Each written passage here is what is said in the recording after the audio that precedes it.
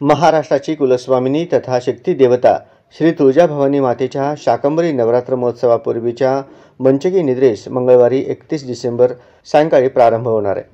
मातेच्या सायंकाळच्या नित्यपूजेची घाट 5:30 वाजता होऊन सकाळची पूजा विसर्जित करून मुख्य मूर्तीला 15 ते 20 मिनिटे पंचामृत अभिषेक घालण्यात आल्यानंतर चांदीच्या सिंहासनावर अधिष्ठित असलेल्या मूर्तीभोवतीचे मेण काढण्यासह मातेची षोडोपचार पूजा पार पडून नैवेद्य धुपारतो अंगारा पार पडणार आहे। त्यानंतर मातेची मुख्य मूर्ती सिंहासनावरून हलविण्यात येऊन सिंह गाभाऱ्या नजीकच्या शेजारीतील चांदीच्या पलंगावर निद्रिस्त करण्यात येत आहे। 7 निद्रा पूर्ण करून 8व्या दिवशी मंगळवारी पहाटे मातेची मुख्य मूर्ती सिंहासनावर आरूढ केली जाणार आहे।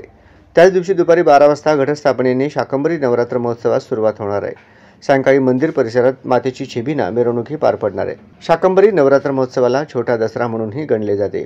मातेच्या येत्या 7 दिवसाच्या निद्रा काळात मुख्य मूर्तीला पंचामृत अभिषेक बंद राहणार असून मूर्तीला सकाळ संध्याकाळ सुगंधी तेल लावण्यात येणार असल्याने भाविकांना मातेच्या मुख व धर्मदर्शनाचा लाभ घेता येणार आहे।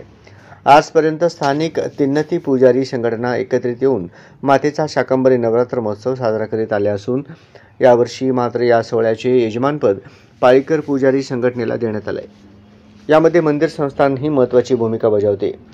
7 जानेवारीला पहाटे मुख्य मूर्तीची सिंहासनावर पुनर्प्रतिष्ठापना करण्यात येऊन त्याच दिवशी दुपारी 12 वाजता मंदिरातील पिंपळपारासमोरील गणेश विहार ओभरीमध्ये शाकंभरी देवीच्या प्रतिमेची विधिवत प्रतिष्ठापना झाल्यानंतर यजमानांच्या हस्ते वैदिक मंत्रोच्चारात घटस्थापनेचा विधी होत आहे।